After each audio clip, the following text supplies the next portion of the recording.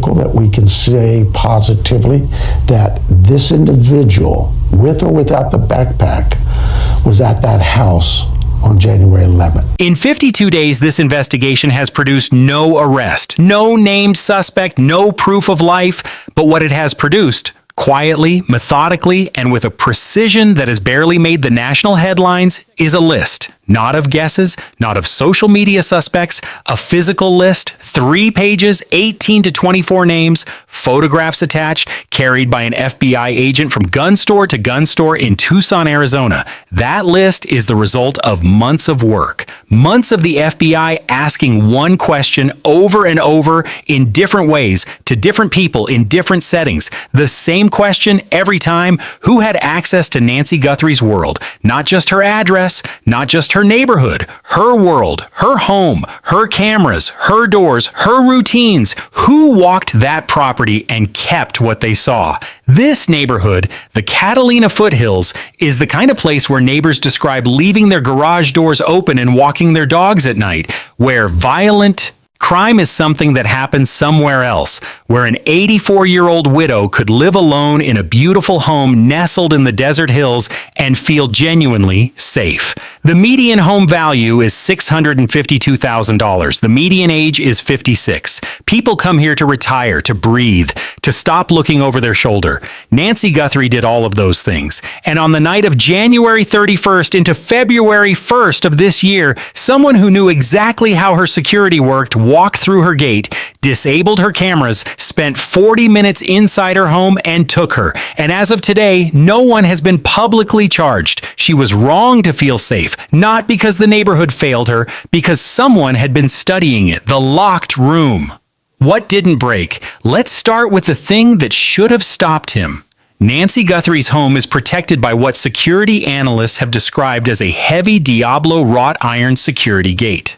Barrier built specifically to resist forced entry, solid, substantial, the kind of gate that communicates without ambiguity that you are not welcome unless you were invited. That gate was intact when investigators arrived. No signs of forced entry on it, no broken hardware, no damage. Now that single fact creates a structural problem for the investigation because we know Nancy was taken. We have her blood on the porch, confirmed by DNA as hers. We have her phone left behind inside the home. We have her pacemaker going silent at 2:28 in the morning, a device that was supposed to monitor her heart condition every minute of every night.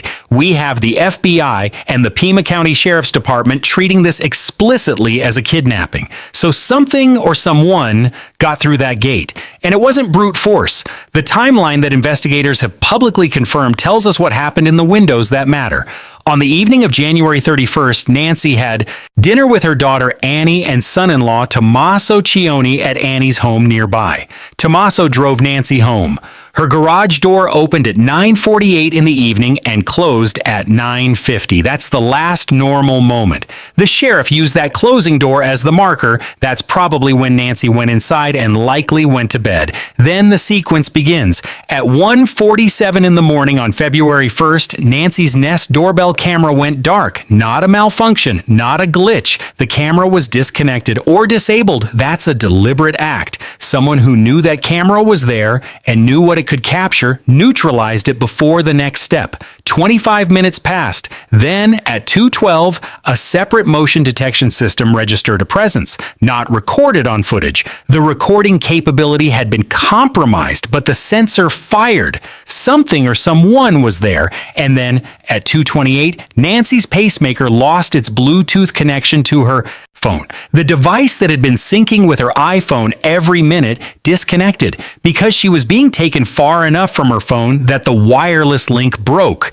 The distance between Nancy and her phone was growing. Andrew McCabe, former deputy director of the FBI, now a CNN senior law enforcement analyst, said directly that the pacemaker detail is significant. It tells investigators she was being moved, being taken somewhere.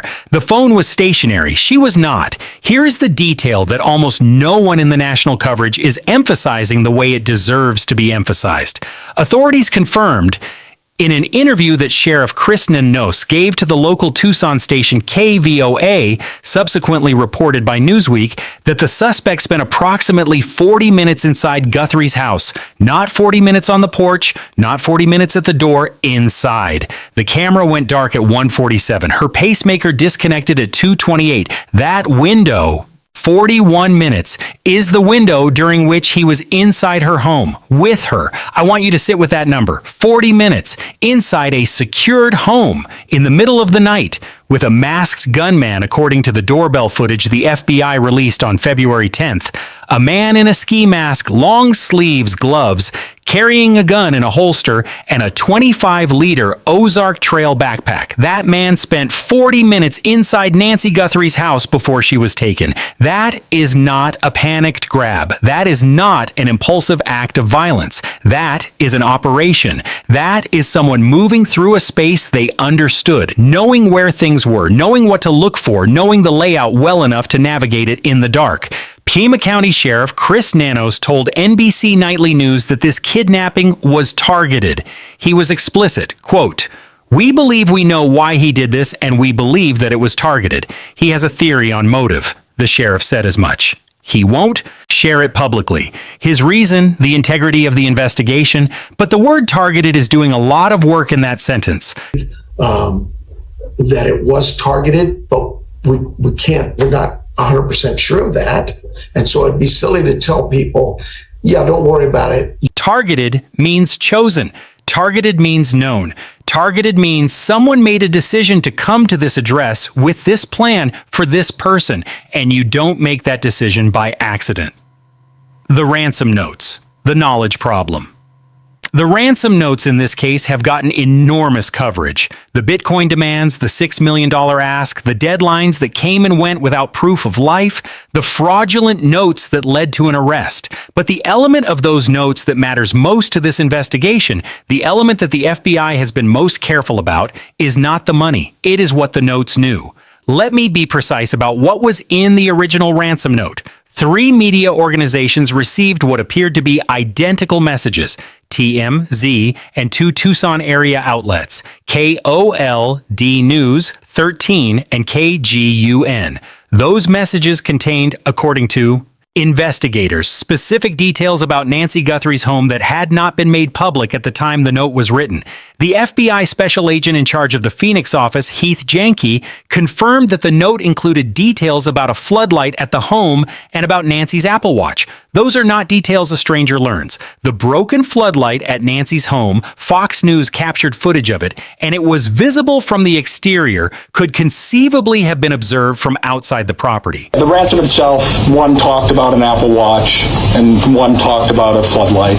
We're not going to go into specifics. It's very important that we keep this investigation moving forward. But the Apple Watch is different. The note apparently described the Apple Watch's location, not just that she had one, but where it was. And according to TMZ founder Harvey Levin, who spoke about the note in detail on Fox News' Sean Hannity program, the specificity of the Apple Watch detail is precisely what caught the FBI's attention. That letter that caught my eye at the end, where they mention both, now I can say it because the FBI said it, an Apple Watch and a damaged floodlight. What I found interesting, because we knew she wore an Apple Watch, there are pictures of her with Savannah with that watch, but they mentioned where the watch was, the placement of the watch in the house. It was, in his words, in a place you would not necessarily immediately think to look. It was specific. It was interior knowledge. KOLD News. Anchor Mary Coleman was one of the first journalists to read the note her station received. On February 4th, she appeared on CNN's Aaron Burnett Outfront and described what the note contained with care. She said, and I want to give you her exact words because they matter. A lot of it is information that only someone who is holding her for ransom would know. Some very sensitive information and things that people who weren't there when she was taken captive would know. So a lot of it is information that only someone who is holding her for ransom would know. Some very sensitive information and things that people who were there when she was taken captive would know. End quote. People who were there when she was taken captive would know. Read that again. This is not generic knowledge. This is not information that circulates on neighborhood Facebook groups or gets printed in the local paper. This is knowledge that comes from being physically inside that space at or around the time Nancy was taken, or from being told in specific detail by someone who was. When Coleman and her team read the note, she said it took only a couple of sentences for her to start thinking it might not be a hoax. The details felt real because they were real. They corresponded to things investigators could verify and did verify. That is what elevated this note above the noise of the fake ransom communications that followed. And there was a lot of noise. Within days of the original note, a California man named Derek Colella was arrested for sending fraudulent ransom messages to the Guthrie family. He had no inside knowledge. He was an opportunist. The FBI arrested him after he texted Annie Guthrie and her husband, essentially asking whether they had transferred the Bitcoin yet. The fraudulent note and the credible note are two entirely separate stories. The arrest of Colella does not diminish the credibility of the original notes, the ones that knew about the Apple Watch. The FBI has never publicly confused them. Neither will we. So here is the knowledge problem that sits at the center of this investigation. The original ransom notes contain details that require interior access. The doorbell camera footage shows a person who knew how and when to disable the camera.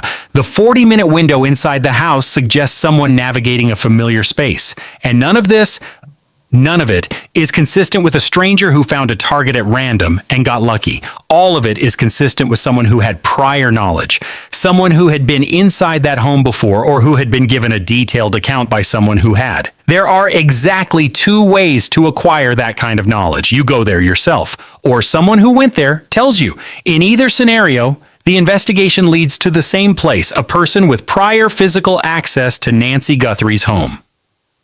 The source report. A worker who knew every door. Before I give you this next piece of information, I need to be completely clear about its sourcing. What I'm about to describe is a single source claim reported by an investigative journalist known as JLR, active on X, formerly Twitter, under the handle @JLR Investigates. JLR's prior reporting on this case has, on several occasions, preceded mainstream confirmation, but this specific claim has not been independently confirmed by any second source that I can identify. I am presenting it as a source report. The FBI has not confirmed it. No person named in it has been charged with any crime. Keep that framing active as you listen to it. According to JLR, Nancy Guthrie once had an Iranian healthcare worker who lived in her guest house. This person worked for Nancy, lived on her property, in the guest house, physically on the grounds, and was subsequently fired and removed from the property some years before her disappearance. During the time that person was there, they had complete physical access to everything. Not just the house, the grounds, the gate, the door hardware, the camera locations, the layout of the interior, the rhythms and routines of an elderly woman living alone in the desert hills of the Catalina foothills. They had seen the utility infrastructure. They had walked the property. They had been inside the home. A reply to JLR's original post, noted among the responses at the time, raised the question that investigators likely asked themselves the moment this person's name entered the picture. If they lived there long enough, they may have had a key. A physical key that, after being fired, was never confirmed to have been returned. Or, at minimum, they had enough time and access to understand how every entry point to that property worked. The gate, the lock cylinders, the camera blind spots, long enough to commit it to memory, long enough to draw a map, even if only in their head, of everything a person would need to know if they ever decided to come back. I want to be measured about this. I do not know and cannot confirm that this person had anything to do with Nancy's disappearance. I am not accusing them. The FBI has not named them. But I'm doing is laying out the investigative logic, which is as follows. If there is a person who had extended physical access to Nancy Guthrie's home, who knew the cameras, the gate, the interior layout, and who left that employment under acrimonious circumstances, they are exactly the kind of person the FBI would have on a list. Exactly exactly the kind of person who requires full account and full vetting in an investigation like this one. And now connect that single source report to what is independently verified. The FBI constructed a name list. That list has 18 to 24 individuals on it. It has photographs attached. It went to gun stores across Tucson. The gun store owner who spoke publicly, Philip Martin, co-owner of Armor Bearer Arms on the north side of Tucson, described those names as uncommon. Names he did not recognize as regular customers. Unusual names that did not match his store's regular clientele. System to see if any of the names that he had on this paper, which was about 20 or less people, had ever been to the shop to buy a gun in the last year. The FBI does not build a list of 18 to 24 specific individuals out of thin air. That list came from investigative work, from interviews, from records, from tracing every thread back to the question of prior access. Someone assembled that list by identifying individuals who had some documented connection to Nancy Guthrie's world and who had not been definitively eliminated from the picture. The names went to gun stores because the suspect in the doorbell footage was armed. The FBI wanted to know if anyone on that list had recently purchased a weapon. No matches were found at Armor Bearer Arms. The list continued to other stores. The question I want to leave you with, and the question the FBI is almost certainly asking, is not whether the list exists. It does. The question is, what investigative thread produced it? What the FBI's cameras revealed. Here is something that received almost no attention when it was first reported and deserves more. The FBI, working with its private sector partners, recovered thumbnail images from motion-activated cameras that had been installed at Nancy Guthrie's property. Cameras pointed at her backyard, her side yard, and her swimming pool area. ABC News and CBS News both reported this. Those cameras captured, in the weeks before Nancy's disappearance, footage of family members, landscapers, and pool workers moving around the property. The images are described as routine. Nothing suspicious, the FBI reportedly said, but the fact that the FBI recovered them and went through them is significant. Think about what a pool worker or a landscaper knows about a property after regular visits over months. They know the terrain. They know where the cameras are because they've worked around them. They know the property's entry points. They know when the homeowner is typically home and when she typically isn't. They know which parts of the yard are visible from the street and which aren't. None of that knowledge requires malicious intent to acquire. It accumulates naturally over time just from doing the job. And it is exactly the kind of operational intelligence that could be extracted later if someone with a grievance decided to act on it. The FBI also asked the Pima County Sheriff's Department to work with Google to recover additional doorbell footage, even though Nancy's Nest device had been physically removed and she did not have an active cloud subscription. They were able to recover footage from residual back-end data in Google's systems. That is the level of digital forensic effort being applied to this case. And that effort has produced a picture of the neighborhood and the property that is becoming increasingly complete. There is one more element of the physical evidence picture worth naming here because it sits inside the access question. Investigators confirmed that a front security camera was missing from the property when they arrived. Not disabled, not destroyed, missing, gone. Someone took it. That is not the act of a person who stumbled onto the property in a panic. That is the act of someone who knew the camera was there, knew what it could record, and came prepared to remove it, which again requires foreknowledge. The name list, how federal investigations build suspects. Let me explain how a federal investigation gets to a name list like this because it matters to understanding what stage this case is in.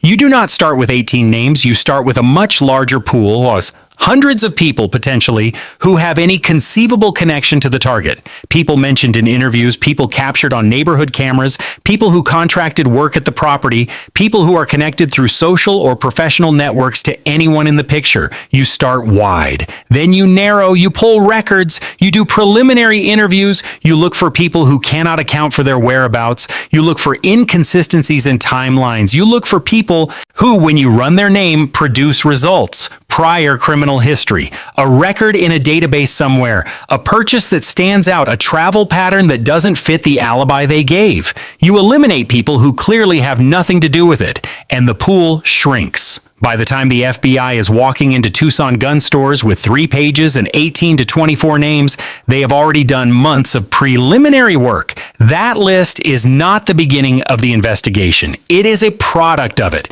Those names represent the individuals who, after all the early elimination, have not been fully cleared. People who require a specific additional step, in this case, a gun purchase check, to advance or close the investigative thread they represent. FBI Director Kash Patel signaled early in the investigation that there were persons of interest under examination. That language is legally and investigatively precise. Boss, a person of interest is not a suspect. They have not been charged. They have not been publicly accused, but they have been identified as someone whose presence in the picture needs explanation. The FBI is asking questions about them, and in a case where the suspect carried a visible firearm, checking whether any person of interest recently purchased that type of weapon is exactly the right investigative step.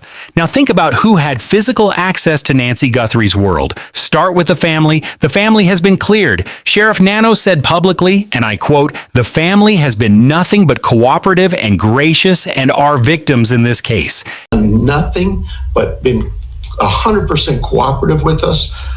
They've done everything we've asked. We've taken their phones and their computers and their homes and their cars and talked to them at length. Look, they are victims. They are not suspects. Nancy's daughter, Annie, her son-in-law, Tommaso Cioni, who dropped Nancy home that night, her son, Cameron, cleared. The people who had regular, warm, familial access to that home are not on the investigative list, which means the list is everyone else. Who is everyone else? Domestic workers, healthcare workers, people hired to help with medical needs, medication management, daily care, landscapers, pool workers. The FBI actually recovered thumbnail images from motion-activated cameras at Nancy's property. Cameras pointed at her backyard, side yard, and swimming pool. Those cameras, according to ABC News and CBS News reporting, captured family members, landscapers, and pool workers in the weeks prior to Nancy's disappearance. The FBI has those images. They have been looking at everyone who appeared on that property in the relevant window. Contractors, workers from construction projects nearby. The FBI recovered footage from a camera along Camino Reals, a back road out of the Catalina foothills, that neighbors told Fox News had not initially been checked. There were cameras in the neighborhood that investigators initially missed. Every vehicle, every face, every person captured on any footage from that area in the weeks before the abduction is a data point. Former renters or neighbors, people with any documented connection to the address. Anyone who, for any reason, legitimate or otherwise, had been on that property or in a position to observe it over time. The FBI is not building the list arbitrarily. They are building it methodically, and the list they took to gun stores is the product of months of that work. The FBI returns, building the access map. Now here is where the investigation stands today at week 8, because it would be easy to look at 52 days with no arrest and no named suspect and conclude that this case has stalled, that the FBI is running in place, that the trail has gone cold, that framing is wrong, and the evidence of how wrong it is came this past week. News Nation's Brian Enton, who has been on the ground in Tucson since the first days of this case, who has built the most consistent and sourced on-the-record reporting of anyone covering this story, confirmed through sources that the FBI has returned to Nancy Guthrie's Catalina Foothills neighborhood, not for a general sweep, for specific questions about specific addresses and specific people. Anton described 2 main lines of inquiry the FBI is now actively pursuing in the neighborhood. The first is a property near Nancy's home that was vacated, emptied, and moved out of in the time before her disappearance. Someone who had been in that neighborhood left. The FBI wants to know everything about who was in that home, when they left, and what they might have seen or known about Nancy's house and routines. Some of the things that I know that they're talking about is there's one neighbor that moved out before Nancy disappeared, and they have been asking more questions about that situation. The second line of inquiry is the one that stands out. Entin said, and I am going to quote him directly because the specificity here matters, "I found this to be particularly interesting. There are several houses that are under construction in the neighborhood, and they are asking specifically for names of contractors and workers who were working in the neighborhood on those houses, on those construction projects." And I'm talking about specifics, like they want the names of all the contractors and workers who are working on those houses, not company names, not contractor companies or roofing firms or landscaping outfits, individual human names. There's several houses that are under construction in the neighborhood, and they are asking specifically for names of contractors and workers who were working in the neighborhood on those houses, on those construction projects. And I'm talking about like specifics, like they want the names of all the contractors. First and last name of every single person who had been on those construction sites in the relevant window.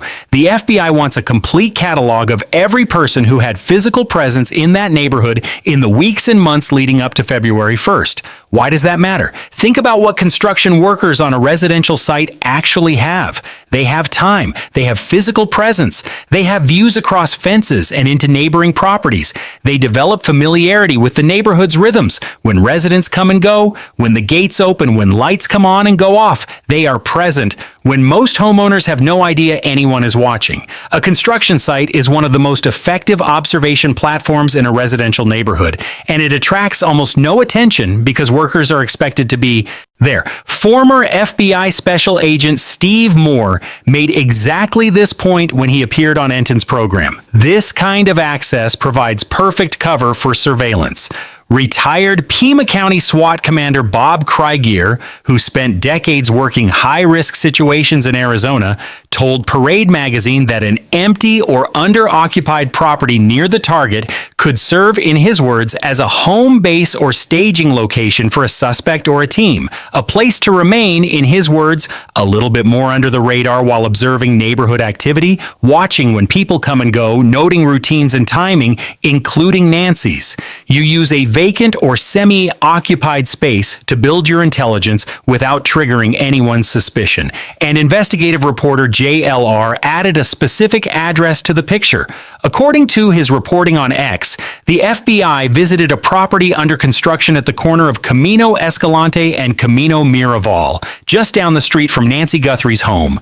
On multiple occasions, he reports that agents interviewed workers on site, checked the sheds on the property, and walked the full grounds of the construction site. This is single-sourced reporting, a JLR on X, but it aligns precisely with what Brian Entin confirmed through his own sources. The FBI is cataloging the people who were in that neighborhood, down to individual workers. Former FBI agent Steve Moore offered the most useful read on what the return to the neighborhood means from an investigative standpoint. He was direct. Obviously, it means they're retracing steps, but he was quick to clarify that retracing steps in a federal investigation is not backward motion. It is forward motion. It means something in the investigative record. A new tip, a new piece of evidence, a new connection in the data has pointed back at something that was already looked at, something that now looks different in the light of what's been learned since. The FBI has been drinking from a fire hose of information in this case. Former FBI agent Jennifer Coffin-Daffer, one of the most consistent voices of informed analysis on this case, said in recent weeks that the case is, in her words, red hot. The FBI is handling more investigative leads in this case than in most cases it has ever worked. The volume is enormous. The challenge is not a lack of information, it is finding the signal in the noise. And when an agency at that level of saturation goes back to a neighborhood at week 8 and asks for individual worker names, you are watching them close in on the signal. The convergence. Key, grievance, and the call. Let me now draw together the threads that the FBI's own investigative behavior is pointing at, and frame the central implication as precisely as I can while being honest about what is confirmed and what is not. Confirmed. The gate was intact. Confirmed. 40 minutes inside the house. Confirmed. The ransom note contained details that Require interior knowledge. Confirmed. The FBI has a name list of 18 to 24 individuals they are actively vetting against weapons purchases. Confirmed. Those names are described as unusual and uncommon by the gun store owner who saw them. Confirmed. The FBI is asking for the names of every construction worker in the neighborhood. Confirmed. The FBI is asking about a neighbor who moved before Nancy disappeared. Confirmed. There is a construction site on Camino Escalante and Camino Miraval that the FBI visited multiple times. Single-sourced but contextually consistent. A former live-in worker had extensive physical access to Nancy's home and guest house and was subsequently fired. Single-sourced. That person is of Iranian heritage. The central question this evidence pattern raises is this: is there a person or persons in the FBI's investigative picture who had extended prior access to Nancy Guthrie's home, left that access on bad terms, retained operational knowledge of the property, and could have either carried out the abduction themselves or provided a third party with the specific knowledge required to do it? That is the question the FBI's own actions are asking. Every step they have taken, the name list, the gun store visits, the individual worker names, the vacant property inquiry, the construction site visits, all of it is the operational expression of that one question. They are building an access map, and they are looking for the intersection of access and motive. Retired FBI Special Agent Maureen O'Connell, 25 years in federal law enforcement, has offered analysis on the News Nation Brian Enton platform suggesting the suspect in this case likely did not act alone. The doorbell camera footage, the camera disabling, the 40-minute operational window, these point to a degree of planning and coordination that typically involves more than one person. A person who provides intelligence, a person who executes, possibly a third party who supports the operation logistically. If that framework is correct, if this was a contracted or coordinated operation rather than a solo act, then the inside access question becomes even more pointed, because an operation of that kind requires an intelligence source. Someone who said, here is the property layout, here is the camera system, here is when she goes to bed, here is how the gate works, here is what to look for inside. That briefing exists somewhere, and the person who gave it had been inside Nancy Guthrie's home. The FBI knows this. They have always known this. And the access map they are building, name by name, worker by worker, neighbor by neighbor, is the methodical process of eliminating everyone who isn't that person until only the people who could be that person are left. January 11th, the trial run.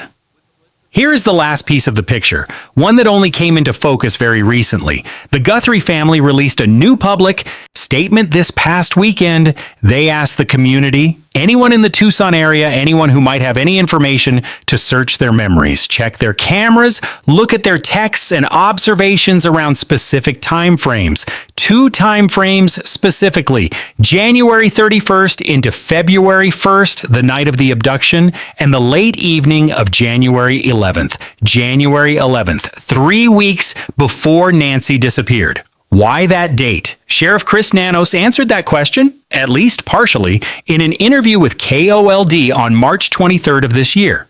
That we can say positively that this individual, with or without the backpack, was at that house on January 11th. His exact words, "We do believe that something occurred on January 11th, and that's with the FBI's analysis of the equipment and digital stuff they've done." He would not be more specific. He offered no further detail. But the reference to FBI digital analysis of equipment and digital data, suggests that camera metadata, device records, or forensic data from the property's electronic systems has identified activity connected to January 11th. Activity that is significant enough that the sheriff confirmed it publicly. Retired FBI agent Jennifer Coffin-Daffer, who has been following this case with the analytical depth you'd expect from someone who spent years doing this work, read that family statement immediately and drew the conclusion that investigators have almost certainly already drawn. In a post on X, she said the reference to January 11th points to what investigators call a trial run. The suspect came to Nancy Guthrie's porch on January 11th, scouted it, tested the approach, the cameras, the response system, and then, satisfied that the operation was viable, came back 20 days later, fully equipped, to execute it. That reading is consistent with a separate piece of investigative reporting from earlier in the case. A BC News cited unnamed sources familiar with the investigation in suggesting that one of the doorbell camera images the FBI released, the image showing the suspect without the backpack, may have been captured on a different date than the others. The Pima County Sheriff's Department pushed back on that characterization, saying there were no date or timestamps on the images and that any suggestion they were taken on different dates was speculative. But the question they raised, was this person here before, has now been answered by the sheriff himself. Yeah, something occurred on January 11th. Yes, the FBI has digital evidence of it. A trial run changes the profile of this crime dramatically. It means this was not an impulsive act, not an opportunistic crime, not someone who heard a name on the news and decided to try their luck. This was a person who came once to confirm what they already believed about the property, the layout, the cameras, the entry points, and only returned when they were confident. That level of operational discipline requires a foundation of prior knowledge. You do not conduct a trial run at a property you've never had access to. You conduct a trial run at a property you already know because you want to verify that what you know is still accurate, that the camera is still in the same position, that the gate still works the same way, that the routines you remember are still being followed, that prior knowledge came from somewhere. And the FBI has been spending 8 weeks trying to trace exactly where. The FBI asked for every name, every contractor, every former worker, every neighbor who moved, every person who drove through that neighborhood, worked in it, watched it from a scaffolding or a parked car or a guest house window. They are building the complete access map of Nancy Guthrie's world, the full picture of everyone who was ever present in it and could have carried knowledge of it forward. Somewhere in that map, in one of those names, in one of those faces on one of those 3 pages, is the person who either walked through that gate themselves or picked up a phone at some point and told someone else the door will be open. Here is where the camera is. Here is the gate. Here is what she keeps inside. Come at night. She'll be alone. That conversation happened somewhere, sometime between someone who knew and someone who acted. The investigation is closing in on it. If you know anything, and I mean anything, about who had access to Nancy Guthrie's world, the tip line is 1-800-CALL-FBI. That's 1-800-225-5324. You can also submit tips online at tips.fbi.gov or call the Pima County Sheriff's Department at 520-351-4900. The combined reward for information leading to Nancy's recovery or an arrest is $1.2 million. The family is offering $1 million. The FBI has added $100,000. An anonymous donor has added another $100,000. Nancy Guthrie has been missing for 52 days. She is 84 years old. She has a pacemaker. She requires daily medication for her heart. Every day that passes without resolution is a day that carries a weight. Her family, her daughters, Savannah and Annie, her son Cameron, wakes up carrying. They have not given up. The FBI has not given up. Savannah Guthrie's family released a statement this past weekend that closed with words the Tucson community has heard repeatedly from them in 8 weeks. Someone knows something. Someone in this city has a piece of this. No detail too small, no memory too distant. The FBI is building the map. The question is whether someone in that map will step forward before the map finds them. The sheriff of Pima County said recently that the investigation has, quote, so much in front of us. He said he believes there is good evidence in front of investigators. He refused to call this a cold case. The FBI's Jennifer Kidnapper agrees. She has said the Bureau is drinking from a fire hose of leads. And the Guthrie family, Savannah, Annie, and Cameron, issued a statement this week asking the community for renewed attention. No detail too small. They believe the people of Tucson and southern Arizona hold the key to finding resolution. They have not stopped believing their mother can be brought home. That belief at 52 days is extraordinary. And the investigation that surrounds it, methodical, detailed, access-focused, name by name, is the best chance she has.